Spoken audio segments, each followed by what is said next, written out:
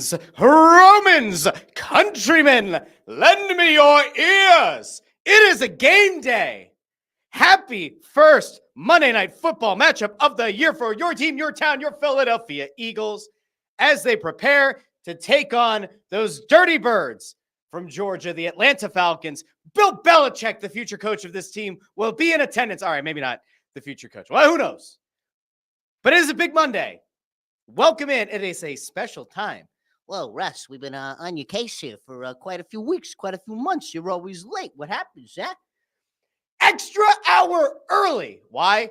Because there are a lot of things going on today. A lot of things are going on, including a big interview that we're recording at some point today at an undisclosed time, at an undisclosed location, with somebody very important from your team, your town, your Philadelphia Flyers, for Snow The Goalie, which you will certainly want to listen to.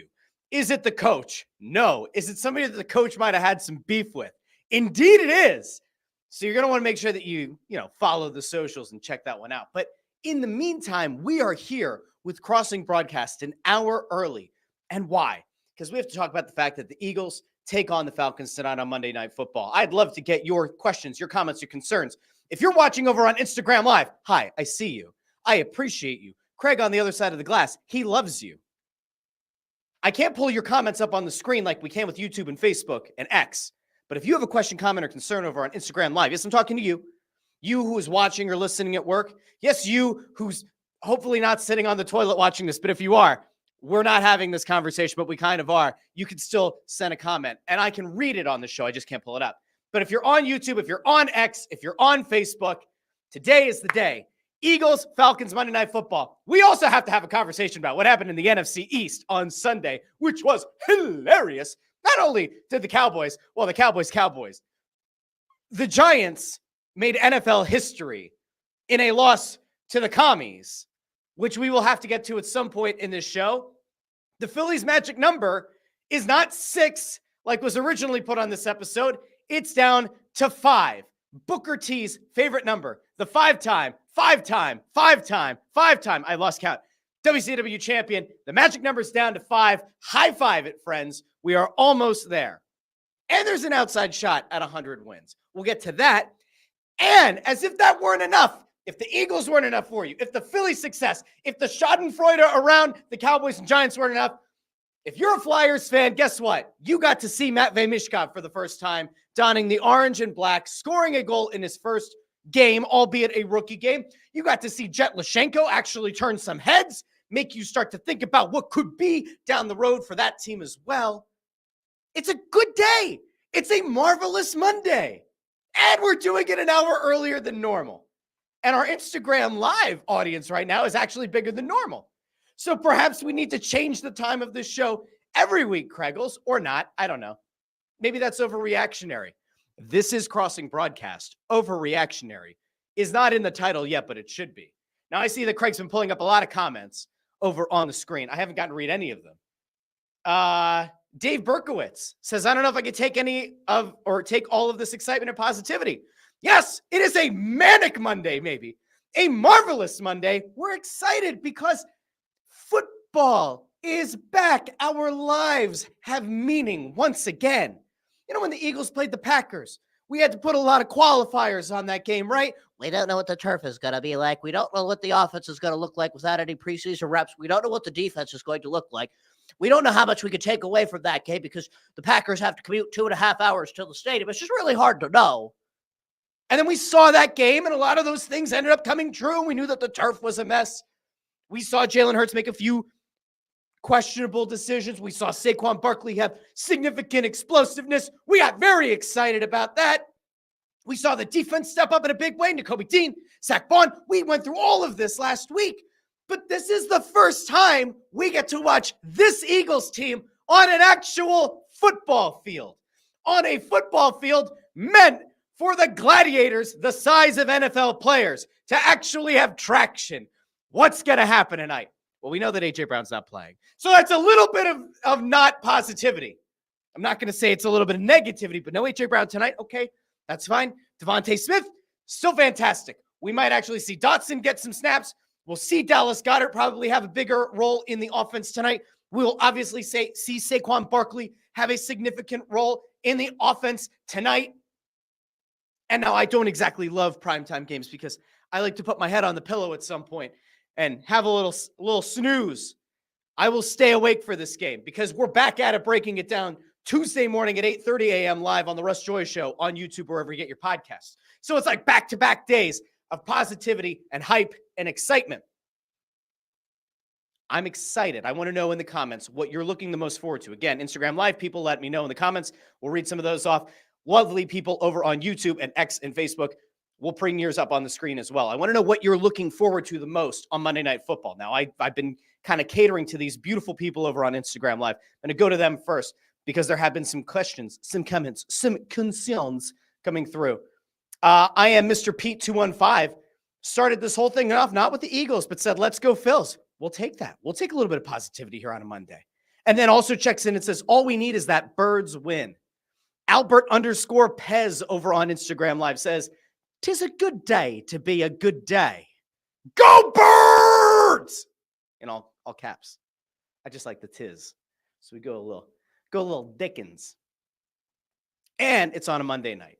So we all feel very good about it. You should feel very excited. Let's go over to the questions, comments, concerns. I don't know which ones lovely Craig has been bringing up, but Josh White checked in earlier, said, beautiful Monday to be a Philly sports fan.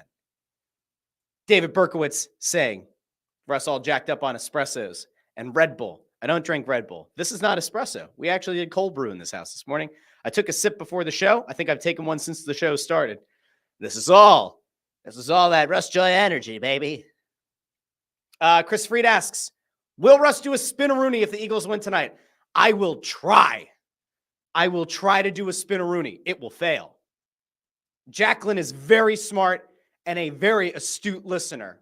I can neither confirm nor deny that Sean Couturier may or may not be appearing via an interview on Snow The Goalie this week. Can't confirm, can't deny. But if you're a Flyers fan and you want to hear from the captain after last year, maybe a pretty good idea. Might be a good idea to check out the show.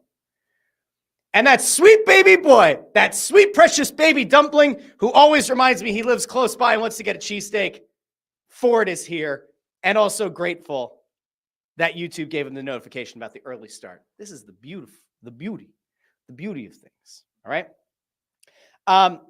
Let's start really quick with what's happening with the Eagles tonight. So I mentioned A.J. Brown's not playing, which is a disappointment, but it kind of is what it is. If there's a game for A.J. Brown to miss, you don't want it to happen in week 2. However, the Falcons aren't a particularly good team. Kirk Cousins looked like absolute dog shit in week 1. The guy could hardly move. This Eagles defense, if you're looking for something to be excited about tonight, it is that pass rush. It is the thought of what can be. What can this defense be? We didn't see a ton of pressure in week 1 on Jordan Love. Now, Jordan Love is an exponentially more mobile quarterback than Kirk Cousins, but now that you have the traction, there's no excuse about slipping and sliding on the turf tonight. We need to see what the edge is going to look like. What will Bryce Huff look like? What will Jalen Carter and Jordan Davis be able to do on the interior? They certainly caused some havoc in week 1. Will they be able to get to Kirk Cousins tonight? My guess is yes. In fact, I'd go as far as to say I expect 3+ sacks tonight from this Eagles defense on an actual football field. 3 sacks.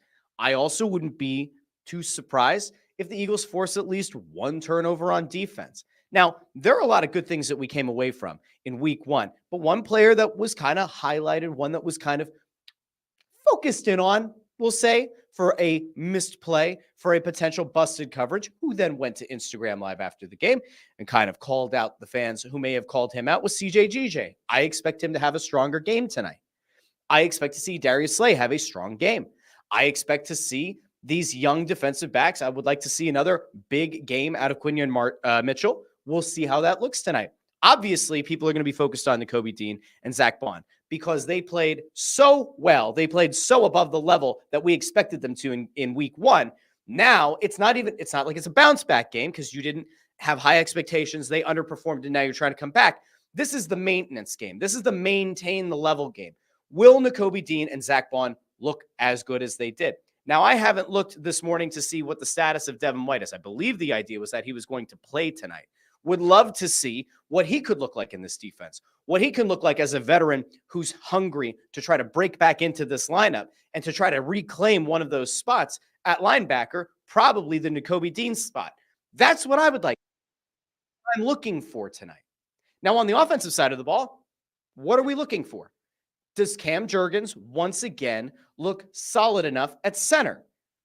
How does the tush push look? Will it affect their short yardage decision making?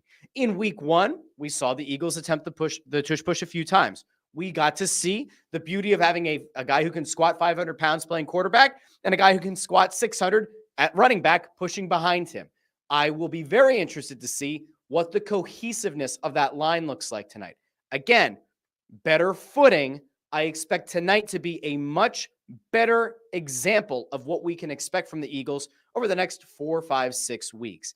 Tonight is really the night that between the turf and between the lack of preseason, that rust should all be knocked off. Tonight is the game that I actually do put significant value into. And again, I don't think that the Falcons are world beaters. Do they still have some weapons on each side of the ball? They do. Is Kirk Cousins theoretically a competent quarterback? Indeed, he is. I don't expect this to be a particularly close game. If it is, it will be a concern. Do I expect Saquon Barkley to go off for 3 touchdowns tonight? I certainly do not. Do I think the Eagles could still go out and score 35-plus points against Atlanta? I not only think they can, I fully expect it. Now we'll go over here because I saw Craig pulled up something from Danny Small. Bryce Huff, 2 sacks and a handful of pressures tonight. You can tell. Now, Danny's more of a Giants guy than a Jets guy, but you can tell that Danny is feeling it up in New York. Well, Hassan Reddick still not reporting. The murmurs are out there that the Jets might have to deal Hassan Reddick, who apparently is dug in. Danny does say that he's a Jets guy. So now Danny's he's in it. He's in his feelings right now because Hassan Reddick still not around. The Jets might have to deal the one-time elite edge rusher who set all kinds of wonderful numbers for the Eagles. He's still not reporting to the Jets. Bryce Huff wasn't a total non-factor in week 1, but you have to hope that he's going to show you some semblance of why the Eagles went out and got him this offseason. But that's bold. Danny Small also says that Reddick's replacement had 3 sacks and 3 tackles for a loss. Blessing in disguise, perhaps. Probably not, but maybe. Now, we've talked about what to expect in the Eagles game. I'd be remiss if we didn't at least take a very brief moment here to have a conversation about what happened in the rest of the NFC East. Now, we're very briefly going to have a moment here to talk about what happened in the Giants and Commies game because the Giants set a record. You think about how long the NFL has been around, and yet the Giants did something that no other team in the history of the NFL has ever done. If you paid attention to that game, if you were maybe watching on Sunday Ticket, if you were following it on Red Zone, you will know that the Giants scored 3 or more touchdowns. But the interesting part of their score is that they are the first team in NFL history to score 3+ touchdowns in a game, not allow a touchdown, and still lose the game in regulation. I'm going to say that one more time. The Giants scored 3+ touchdowns, allowed 0, lost in regulation. Never before in the history of the NFL has that happened. Only the Giants. Now, Brian Dable's already getting questions about his job security, about his potential of leading this team the rest of the year. The Giants are an absolute mess, a disaster. I'm very excited. I love watching the world burn. I enjoy watching the Giants' world burn. And again, you go back to how bad they've looked, at least through 1 week, of opting not to extend a legitimate contract offer to Saquon Barkley, their owner saying, we can't lose him, I don't want to lose him, and then watching him go off, score 3 touchdowns in week 1. The Giants had scored 0. Some might argue, hey, nice bounce back by the Giants. You didn't find the end zone in week 1. You found it a few times on Sunday. You still lost the game. So the Giants are an abject failure right now. But my friends, as much as we might like clowning on the Giants, and we like to poke fun at the Commies, The true funniest thing to happen on Sunday in the NFC East, which might end up being the NFC East, is what happened to the Dallas Cowboys. Because going into Sunday, the Cowboys and the Saints, the visiting team, were both 1-0. And there were a lot of questions around Derek Carr's play. And Saints fans, I have come to learn, really don't particularly love Derek Carr, or at least they didn't entering this season. There was a very small subset of the Saints fans who like him, but very many who don't. Now, I'm not saying that he was the reason that they blew out the Cowboys. This really was an Alvin Kamara game. Alvin Kamara had 3 touchdowns in the first half against Dallas. All right, there was like a piece, I saw somebody quote tweeted it about how their defensive coordinator's been the missing piece all along for the Cowboys going into the season, that this was going to be the different year for them, that they were going to live up to the hype. And Josh White points out over on YouTube, all 10 experts on ESPN picked the Cowboys over the Saints. Yeah, it didn't go very well. Kamara had 3 touchdowns in the first half. Derek Carr goes 11 of 16. When's the last time you saw a quarterback in this league only attempt 16 passes? 11 of 16, 243 yards. He did throw an interception in the second half, 2 touchdowns. The Cowboys got steamrolled, absolutely embarrassed on their home field. Now, I know that you and I are probably at least somewhat similar. No, you might not have this lovely coiffed hair. You might not have a strong mustache. But I think you and I are maybe in agreement on this. We all kind of held back just a little bit. We all held back just a tiny little bit on clowning the Cowboys yesterday, on fully eviscerating the Cowboys on Twitter. And the reason is simple. You don't want to do that and then have the Eagles go out and shit the bed on Monday Night Football. So it's like we went half in. We had 1 foot in the pool. We laughed at the Cowboys, but we need to make sure that the Eagles go out and handle business tonight. Once they do, I fully expect there to be a bevy of memes around the Eagles being 2-0, looking dominant against the Falcons, and then clowning on the Cowboys for puking all over themselves. That's what I fully expect. Now, again, I could be wrong, but that's what I expect. Now, Ford is already back in the comments trying to bump his own comments, which is very sad. It's a sad thing to do, but we'll go to it. He said it was so much more fun watching the Saints smoke the Cowgirls. I think he was saying that versus what happened in the Giants game. And yes, it was a much more fun thing to watch. Now, interesting thing, again, I don't know how many of you were watching on Sunday Ticket, how many of you were checking out the game. I don't actually know if it was on the local Fox channel or not. I was watching on Sunday Ticket with Red Zone in the corner. But like Tom Brady sounded far more comfortable. Coming out of week one of the like non-on the field things was people talking about Tom Brady sounding really uncomfortable, sounding out of his element, almost like the joke of like after what happened to Tua, is Tom Brady going to come out of retirement to take over, to take that starting gig? There were the things that came out prior to the season starting about how Tom Brady is trying to become an NFL owner, or at least a partial owner, and that now he won't be able to be as critical of other teams, involved in the lead up to the game and the game planning meetings, can't be part of that, and then obviously can't be very critical of the officials. He sounded significantly better in this game. I believe that next week the Cowboys are the featured game again. I don't remember who the Cowboys play next week, but he's on the call for that one along with Kevin Burkhardt again. Fox is very much going all in on Tom Brady and getting him as many reps in front of as many fans as possible. We'll see how that one plays out, but he did sound significantly better on Sunday. Now, I'm good. I'm good talking about the NFC least. I think that we're in okay shape.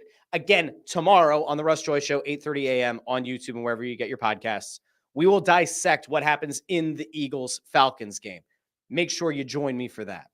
But until then, we are getting off the Eagles. We are getting off of Monday Night Football. I'm hopefully going to stay awake. And if not, I'll watch it on the DVR. My goal is to stay awake. We'll see if it happens or not. We're going to go over really quick to Instagram Live because I saw some comments over there. Yabba Dabba Do 420. What a name. Yabba Dabba Do 420 says, fact, Cowboys talked a big game and got destroyed. 100 emoji, poop emoji, football. Yabba Dabba Do 420, do me a favor. Please, from now on, comment on every show, and I will make sure I bring your comment up because I love your name. And I also appreciate the use of the emojis. Well done. Okay. Eagles are done. Let's talk about the Phillies briefly. Why do we have to talk about them at all?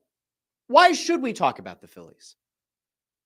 Because they are very close to closing out what has been an improbable season in which they win the NL East. You go back to the beginning of the year, they were not the favorite. It was Atlanta. Atlanta suffered a lot of injuries, remained within striking distance for far too long this season when the Phillies didn't exactly show a killer instinct or an ability to put their foot on the Braves' throat. We talked about it on this show. We talked about it on my other show. We've talked about it for weeks, if not months. The lack of a killer instinct has been a real issue for this Phillies team. That seems to have gone away. It feels like this Phillies team is now locked in. You've had multiple walk-offs in the past week. This now feels all of a sudden like a team that is ready for Red October. The magic number is down to 5. They just won 2 out of 3 against the Mets in a series that obviously they needed to win. You don't want to let the Mets hang around as well as the Braves. Now the Phillies are in a position where 13 games left, magic number is 5. I don't think they're exactly going to puke all over themselves down the stretch. I fully expect this team to do well. Now, Christopher Sanchez is really the guy that we all have to kind of sit back and say had one hell of an effort on Sunday. 7 innings pitched, 1 earned run. Now, if you want to have a real conversation, if you want to have a conversation about, if you're concerned about things when it comes to Red October, there's one thing for you to focus in on. Who the hell is going to be the number 2 pitcher on this team? Because while most people would say, well, it should be Aaron Nola. Aaron Nola is the guy that you've spent years having as your opening day starter. He's a guy that most people have seen as being a legitimate ace level pitcher, a guy that at worst is a number 2. He's been so inconsistent for so long, it's hard to get yourself jazzed up about having Aaron Nola as the number 2 in the rotation. Christopher Sanchez, meanwhile, has pitched above and beyond all expectations. Now, I spent around the trade deadline and coming out of it saying, you really have to be careful that you don't inflate what Christopher Sanchez can do. You can't necessarily go into the postseason expecting him to pitch at the same level he did in the beginning of the season where he was in Cy Young contention. But here's what he's done over his last 3 starts. On the 4th against Toronto, 7 innings pitched, 2 earned runs. September 9th against the Rays at home, 6 innings pitched, 0 earned runs. And as I mentioned before, yesterday, in a critical game against the Mets, that having that win essentially knocks the Mets out of contention for the division and really does put you in a very strong position to win the NL East. Sanchez goes out, gives you 7 innings, 1 run ball. He's done everything that you could hope he would do. He is probably the second best pitcher on the staff. And I know that there have been people who have been very high on Ranger Suarez, and I'm not down on Suarez, but I think that just based on what we've seen of late, there's a case to be made that maybe Ranger Suarez is still hurt, isn't 100%. Now, do I think that when they get to the postseason that Ranger Suarez is going to kick it up another notch, go back to being the stone cold killer we expect him to be? Yeah, I still think he has that in him. I'm not really worried about Ranger Suarez up here. I'm actually more physically worried about Ranger Suarez. I'm more worried about him being able to be healthy for the run. Conversely, Aaron Nola, as we all know, you're not really worried about his body. You're worried more about up here. So if we could just really quickly Freaky Friday this thing and put Suarez's mentality into Nola's body and then Nola's mentality into Suarez's body, we could leave one of those guys out of the postseason rotation altogether and have a legitimate ace or number 2 in this rotation. But I would love to know, drop it in the comments if you would like, who do you think should be the Phillies' number 2 pitcher in the postseason? Do you go back to Aaron Nola because he's been there to some extent? He's done that. He hasn't been horrific. Or do you put Christopher Sanchez in as the number 2?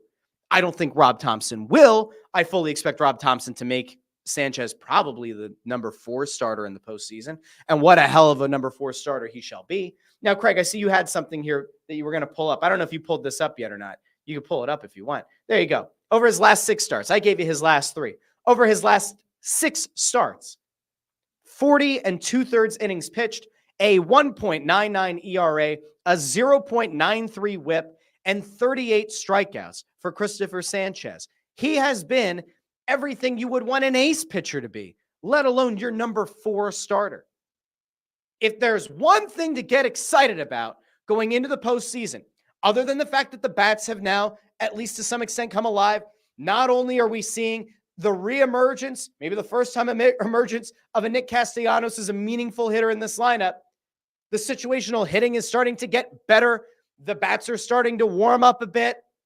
Christopher Sanchez making himself this type of starter for you going into the postseason takes so much pressure off the rest of the rotation. Maybe Aaron Nola doesn't feel like he's got to be the guy to go out and be the true number 2. Maybe Aaron Nola is allowed to breathe, doesn't need to go into a game expecting himself to be perfect on the mound to give the team a chance. I mean, maybe that's the case, maybe it's not. Sanchez has been very, very good. All right, I want to go back over to some of the comments. We've got Joe Papel saying, enjoy the ride. Sean C says, if you want to be obsessive about splits, Sanchez is miles better at home than he is on the road. You could make the case to give Sanchez game 2, but we all know it'll be Wheeler and Nola. Josh White jokingly, I would hope, says, let's give Taijuan a shot at the number 2. Oh, Josh is joking. Taijuan Walker should be fired into the sun. He can stay out in the bullpen. You know what? If there's a benches clearing brawl, I'm fine with Taijuan Walker running out to the mound and decking somebody. I would actually be fine with that. Maybe that's what Taijuan Walker's real value to this team is going to be. He could be the enforcer. As John Chaney once said, got to send in the goon. That could be Taijuan Walker. He's an expensive goon, but a goon nonetheless. Could be. Sean C throws this out. Sanchez at home, 7-3, 2.05 ERA, 96 strikeouts, 16 walks. On the road, the ERA jumps to 5.13. The strikeouts to walk ratio is significantly worse. Interesting to note. What's the thing that I've been saying now for a while about Sanchez? I love what he's done in the regular season. I need to see what he looks like in the postseason. If he goes into the playoffs and he pitches anywhere near the level that he has been over those last 6 starts, you want to take it over the last 3 starts, you want to go a little bit of a bigger sample size where there might have been a little bit of inconsistency. I need to see if he can do that in the playoffs. Ranger Suarez was viewed one way. He got into the playoffs and had some big games where he had the ice-cold Kool-Aid coursing through his veins, and all of a sudden, Ranger Suarez became a fan favorite, became a guy that you thought you could rely on. If Christopher Sanchez can go out and do that this postseason, all of a sudden, boy, does it change the complexion of what your rotation is going forward. Because in that case, you really are locked in with 4 of your starters going forward. Then it becomes that weird 5th spot where Taijuan Walker simply cannot exist. Maybe it becomes an Andrew Painter's job to lose. Maybe it becomes another stopgap guy that you can add from the scrap heap in free agency, and you feel fine about it until a guy's ready to come up from the minors. I don't know what it's going to look like. Let's see. Over here. Joe Papel says, I've been in Alaska. Joe Papel lives or spends a lot of time in Florida. So went to the exact opposite end. Okay. What happened to Walker? Taijuan Walker stinks, Joe. Nothing has happened. Nothing has changed. He stinks, and he's in the bullpen. Let's see. Josh White says that Taijuan Walker is the Tobias Harris of the team. That's brutal. Jeff Rose checks in over on YouTube, says Phillies pitchers are like the Flyers goalies. Without the team hitting, they feel as though they have to throw a shutout every game. There's some truth to that. I think that's why we maybe take a little bit of positivity away from the fact that the Phillies have won on a few walk-offs over the last week, 10 days. They might not be clubbing teams over the head like what happened to them at the hands of the Mets in game 1 of the series. But what did Charlie Manuel once say? What was the thing that he said about how you win games? He said something like, if you score more runs than the other team, you probably gonna win the ball game. Probably gonna win that ball game. And it's true. You only have to win 1-0. Just score more runs than the other team. All right. I think I'm good on the Phils. If anybody has anything else they want to say, hold your peace, right? Hold on to whatever the hell it is. I should know. I have to officiate a wedding this week. Maybe I won't include that part in the actual wedding ceremony. of Anthony Sanfilippo and his wonderful fiancée, Maria. Maybe I might not do the speak now or forever hold your peace. Maria still has like 5 days to wise up and realize that she's about to marry Ant. She still has 5 days. I think it's going to happen. I'm pretty sure they're going to get married. And then I'm going to get to clap for them up there on the makeshift altar. I don't actually know what the venue is going to look like yet, but we're going to have fun. Hashtag Rev Russ. It's going to be a lot of fun. Press row show for that wedding? I don't know. Maybe. Possible. Unlikely, but maybe. All right, last thing. If you are a Flyers fan, you finally got to live the dream. If you're a Flyers fan, you finally got to see the thing that you've been waiting for over a year, and that you probably thought you weren't going to see for another 2 years. And that was Matvei Michkov suiting up in the orange and black for his first game. Now, in fairness, that game happened to be a rookie game against the New York Rangers in a relatively meaningless game, a rookie showcase of sorts. But you did get to see a little bit, a brief glimpse of why people have been so excited about Michkov. Now, did he go out and absolutely dominate on Friday? He did not. Did he score a goal? He did. It was at 5-on-3. And so, we're not going to sit here and say that, Matvei Michkov is the second coming of Alex Ovechkin. We're not going to say that he's Kucherov. We're not going to say that he's going to eclipse Sidney Crosby. We're not going to say he's going to break any records that Claude Giroux set. We're certainly not going to sit here and say that Matvei Michkov is better than Eric Lindros ever could have hoped to have been. I'm sure there are going to be some weird fan accounts that will do that, will say that, will start to create that narrative. But Michkov looked exactly like what you needed him to in a rookie game. He looked competent. He had probably the best hands that we've seen a Flyers rookie have in a decade. There are things that Matvei Michkov brings to the table that are truly elite. He's got sensational vision. He's got legitimate playmaking ability, and he has a knack for finding the back of the net. Those are three things that, in fairness, very few players on this Flyers team have been able to say for the last, let's say, 5 or 6 years. Since I started sort of covering the team in 2018, so we're up to 6 years now of doing this, Michkov is easily the most entertaining player that has been on this team. Now, some of you might sit out there and hail the false prophet, Ginger Jesus Claude Giroux. He was a nice player, a very exciting prospect. The realization of what he was and what he could do to elevate his teammates or not, that became very apparent. To the people who didn't wear the orange-colored glasses, you knew that he was a very good player on a mostly bad team, and that he never really elevated the players around him. He's since gone off to Florida, where they didn't win. Then he was gone, and Florida ended up going on to win a Stanley Cup. There were other moves made, but it's still kind of interesting. Went to Ottawa, didn't make the playoffs. Not exactly, lighting the world on fire up there. All right, so he's gone. Travis Konechny, very good player. Travis Konechny, good nose for goal. Has the ability to get into the dirty spots on the ice and find the back of the net. Good player. There are other guys that fans have been excited about. What could Tyson Forster look like with a full season?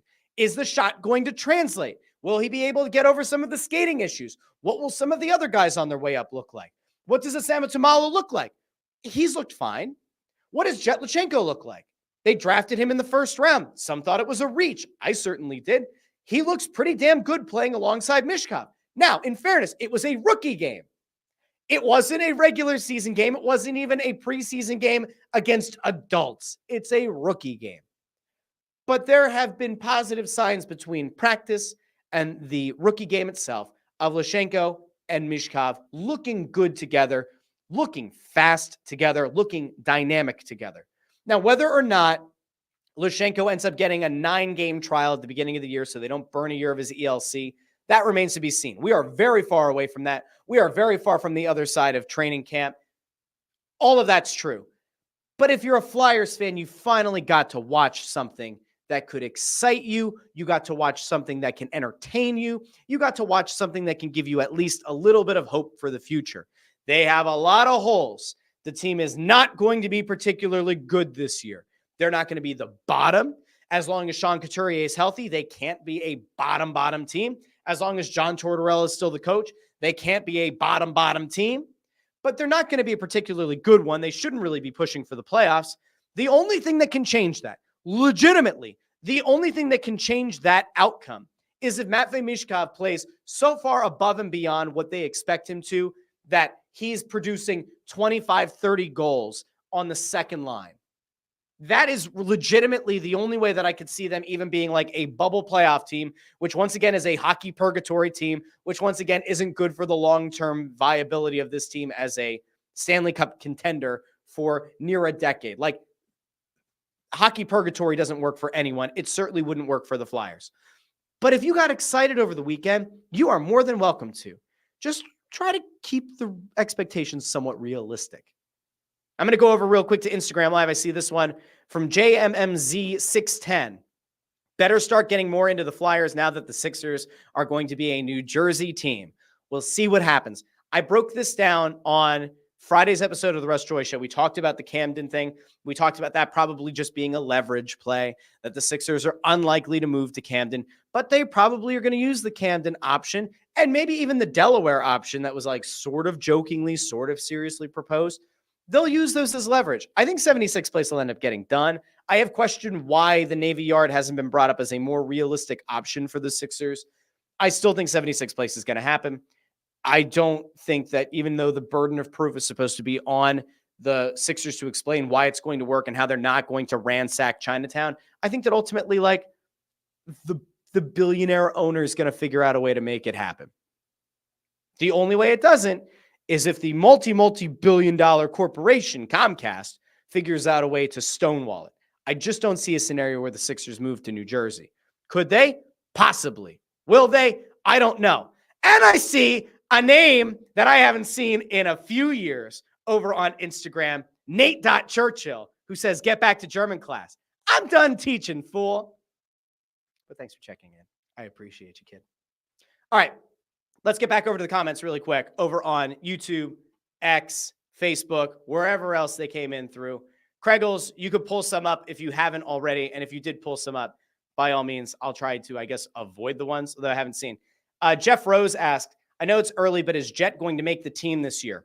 No clue. I don't think he does.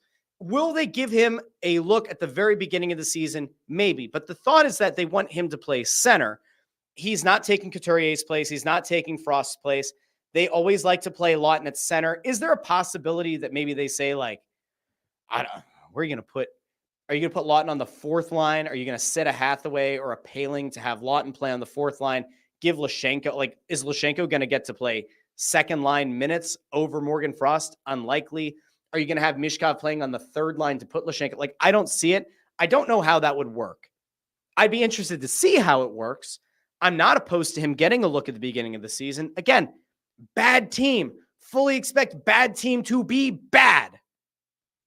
Okay? I fully expect that, like, this team will take some chances. They'll experiment with some things. I don't think they're going to be nearly as gutsy as they should be. I think that we've seen some of these moves over the offseason that would indicate they're not going to bottom out. They're not going to even attempt it. I think they're going to end up in hockey purgatory again. But I would like to see Luchanko get a shot. If he earns it, he has to earn it through training camp. And if he does, by all means. Josh White says, Brent Flair said that it's a long shot, so probably not, but he may get that 9-game audition. I see that being a potential. Sean C says, aside from his offensive game, I like that he has snarl, doesn't back down from a challenge. Rangers had 3 players over 6'5", and he held his own against one behind the goal line. Michkov looked really comfortable behind the net. Joe Papel says that he looks like a hard worker. He was one of the last guys on the ice at rookie camp, was ringside signing autographs later. You know, the thing that I go back to, and it was something that Sean said, the Rangers have done a wild thing. They seem to just be drafting size. So, you know, as pointed out there, a bunch of guys over 6'5". They really are just hoping the old Chip Kelly adage of, like, big people beat up little people is going to happen. I have no idea. Will that matter? No. The Rangers are in a different part of their rebuild. They are a much more competitive team. They're a team that could contend for the Stanley Cup this year. If you're the Flyers, your goal is to try to figure out a way to be competitive against that team, to be competitive in the Metropolitan going forward. And that in like 2 to 3 years, if you're drafting high, we'll see. Now, I am going to talk about this on tomorrow's show over on my other show. But, like, the Flyers have made a few hires that are interesting. And one that is especially interesting. And it was the mystery man in the hot tub picture. It sounds so bad. The mystery man in the hot tub picture sitting between Michkov and Fedotov. We're going to talk about that tomorrow. A very interesting Russian hire by the Flyers for the organization. I'm going to talk about why I think they're doing that and why they might have made that hiring. That's tomorrow. I think I'm good. I think I'm good with everything else. I think that we've done enough here to talk about the Eagles. We talked about the Phillies. We talked about the Cowboys and the Giants, and we talked about the Flyers. Sixers, there are no real updates. We briefly touched on the Camden thing. That came out last week. I think it came out, was it Friday? Or maybe it was Thursday after Crossing broadcast. Like, again, they can put all the renderings out they want. Independent people can put out renderings all they want. I just find it really hard to believe that the Sixers will move out of Philly. If they do, the reason is simple. They want a better return on their investment. They want to make so much more money when they turn around to sell this team that they're selling the team and an arena. And preferably, they want to sell a team and an arena that has been able to fill a ton of concert dates and show that it's not just a basketball arena, but a potential massive money-making machine. And that's it. That's all it comes down to.